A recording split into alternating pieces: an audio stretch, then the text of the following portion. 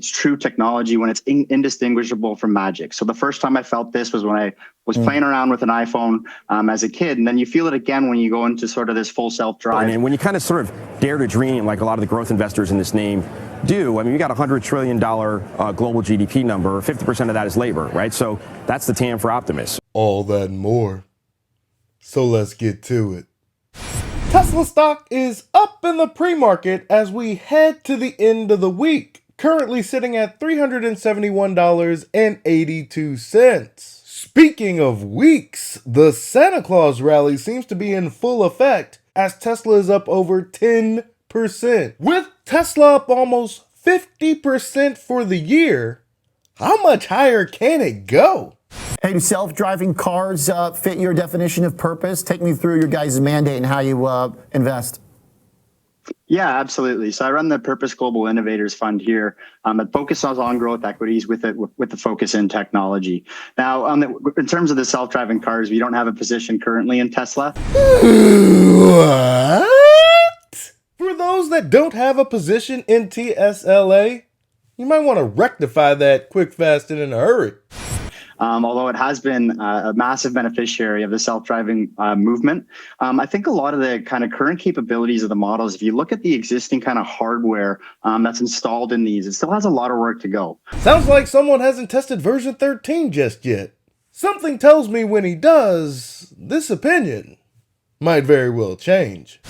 And I think that anytime you kind of have one of these pieces of technology, and I think it was Steve Jobs that said it's true technology when it's indistinguishable from magic. So the first time I felt this was when I was playing around with an iPhone as a kid, and then you feel it again when you go into sort of this full self-drive when you're in a Tesla. And now, like whenever I go and I put the full self-drive on, what I'm seeing is that it's stopping at green lights sometimes, and it doesn't work around some of the edge cases. So I still do think there's a lot more work to go on this full self-drive technology. But all these Waymo, the volume of rides that is going up and up over the recent period that we've seen is really encouraging to the space overall. And I think this is going to be a massive market going forward. Indistinguishable from magic.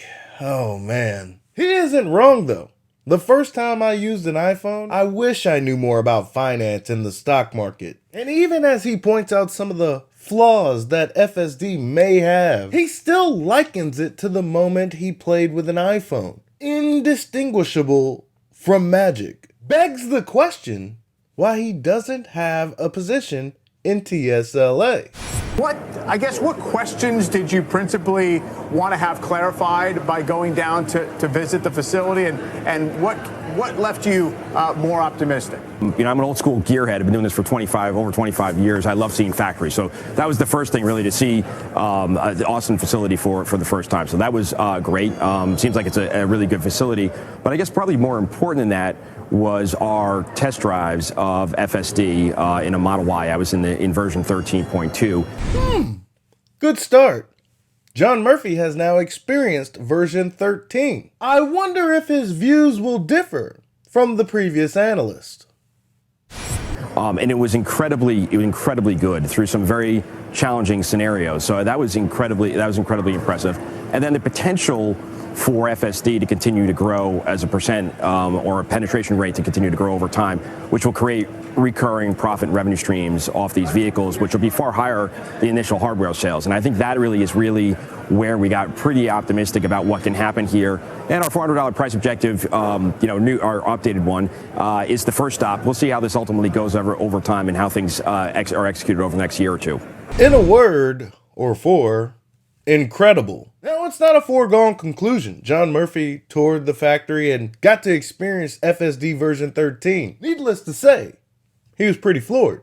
Raised his price target, which was probably high to some, but he felt it needed to be even higher. I mean, TSLA had soared past his previous price target, and he sees no reason why it can't climb higher. It's almost as if he's witnessed something that's indistinguishable from magic.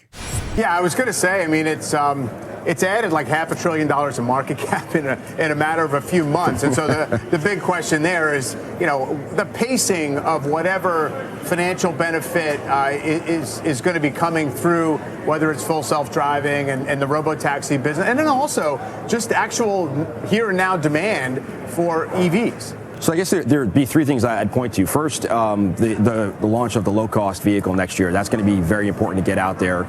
The market opens up very significantly in the U.S. and globally, sub $40,000. So that vehicle coming out sub $40,000 is going to be very important, and hopefully that'll be X the $7,500 IRA credit, which is at risk. When Tesla introduces those lower-cost models, it's going to be a wrap, folks. Technology is the new luxury, and being able to slap version 13 on any of these vehicles that might come in under $30,000 or so, these things are gonna sell like hotcakes. Now, the only real question stands around how fast can they build this newer, cheaper model, and what impact will it have around the Model 3 and Y sales? Many would cite the decline of Model S and X sales as soon as the Model 3 and Y were brought to market. But I mean, the price gap of those vehicles isn't going to be nearly as large as the one for these next generation vehicles. More than likely, there will be an impact. I just don't think it'll be at an erosion scale as some people might think. I think the other two things that are really important is that the potential for Optimus and FSD, or full autonomy, to really take off are important. And when you kind of sort of dare to dream, like a lot of the growth investors in this name do, I mean, you got a $100 trillion global GDP number, 50% of that is labor, right? So that's the TAM for Optimus. How much of that it actually takes or adds to is huge. And then on the FSD side, you have about 10 trillion miles driven each year on the roads around the world. If you capture 50 cents or $1 on each of those miles, your potential profit is tremendous.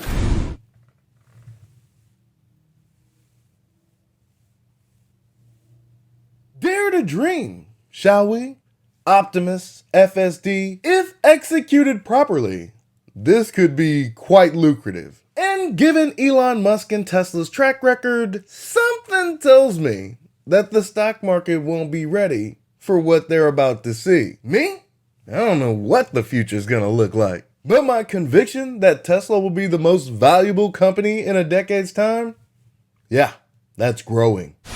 So I think, as you look at the two vectors that they're going on Optimus on the labor side and FSD on the autonomous side, there's really huge opportunities. And then just one last real thing.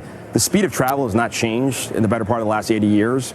If you're in an autonomous vehicle that can't hit something, there's the potential for the speed of travel to go up significantly. And then all of a sudden you have structural economic growth like the U.S. and the developed markets have not seen for more than 50 years. Turning to stocks on the move, Tesla climbed to a level it hasn't seen since April of 2022 after the company shared new Cybercab details. A Tesla engineer said the vehicle will have half the parts of the Model 3, which would mean reduced production costs to build the Cybercab. Half? Half? You kidding me? Guggenheim raised its price target on Tesla to 175 from 156, and Bank of America upped its target to 400 from 350. In conclusion, analysts are raising their fair value estimates for Tesla left, right, and center, bulls and bears alike. As more and more of them are being exposed to the technological breakthroughs that Tesla is undergoing, you can fully expect them to chase the stock price all the way back to all-time highs and beyond. With each passing day, the beautiful discount on TSLA is eroding. And much like these analysts are waking up to the idea that Tesla is more than an automotive company, I predict that many, many more consumers will have their iPhone moment inside a Tesla, driving up demand for these vehicles much like what we saw in 2021. My advice to you folks is that if you want a Tesla, you better get one sooner rather than later. That's all I've got for you today. Be easy. Peace.